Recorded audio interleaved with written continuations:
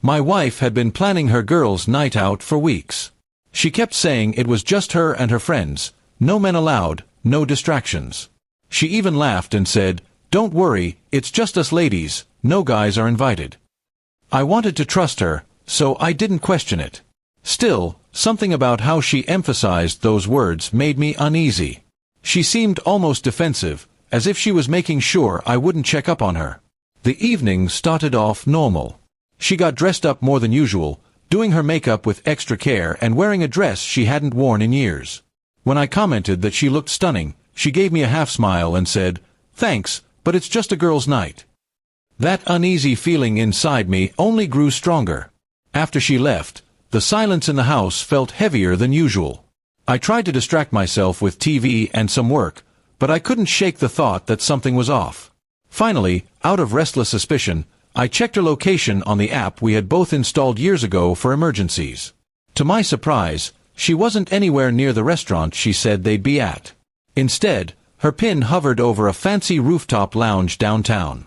I debated with myself for a long time before deciding to drive there. Part of me didn't want to know, but another part of me couldn't ignore what I was seeing. When I arrived, I parked discreetly and walked into the building. The sight that greeted me on the rooftop shattered the trust one had been holding on to. My wife wasn't with a group of women. She was sitting with two men and another woman, laughing, drinking, and looking far too comfortable with one of them. I stood there in shock for a moment, hidden behind a column, just watching her. The way she leaned into the guy, her hand brushing his arm as she whispered something into his ear, told me everything I needed to know. It wasn't just a friendly night out. She had lied, plain and simple.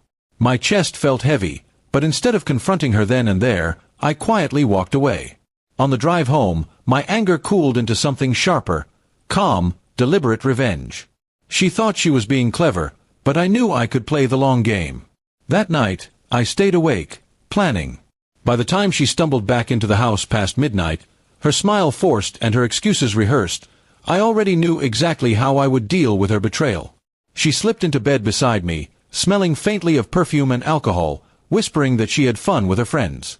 I pretended to believe her, smiling back and saying I was glad she enjoyed herself.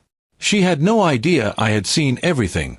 Keeping silent was hard, but it gave me the upper hand. Over the next few days, I started gathering information, quietly. I pulled bank statements, checked receipts, and even confirmed with one of her friends, who accidentally admitted they hadn't seen her that night at all. Piece by piece, I built the picture of her lie. She had been sneaking around more than once, using these so-called no guys allowed nights as cover. Instead of confronting her directly, I decided to hit her where it hurt most, her reputation and comfort. We had a shared group of friends and family who thought highly of her. So, one weekend, when we had everyone over for dinner, I casually brought up the topic of trust in marriage. She smiled proudly, saying she and I had nothing to hide from each other. That's when I pulled out my phone and showed her location history from that night, right there in front of everyone. The room went silent. My wife's face drained of color, her fork clattering onto the plate. She tried to laugh it off, saying I was being paranoid, but then I showed a picture I had taken at the rooftop lounge. The silence grew heavier, the judgmental eyes of family and friends piercing through her.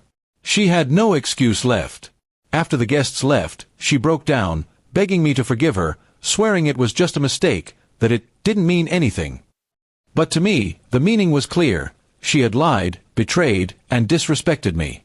Forgiveness wasn't something I could hand out like a free pass.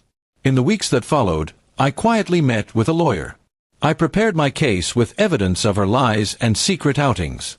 By the time she realized I wasn't softening, the divorce papers were already in her hands.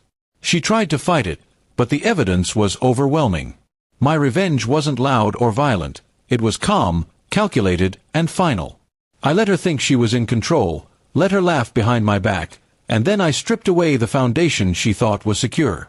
She lost her husband, her reputation, and the stability she had taken for granted. Looking back, I don't regret how I handled it. She chose deceit, and I chose truth. And in the end, truth is the sharpest form of revenge. She went out for her no guys allowed night thinking she was clever, but when she came back, she walked straight into the trap of her own lies. That night taught me something important. Sometimes silence and patience are the strongest weapons. My revenge wasn't about anger. It was about making sure she understood that betrayal has consequences, and I would never again be the fool she thought I was.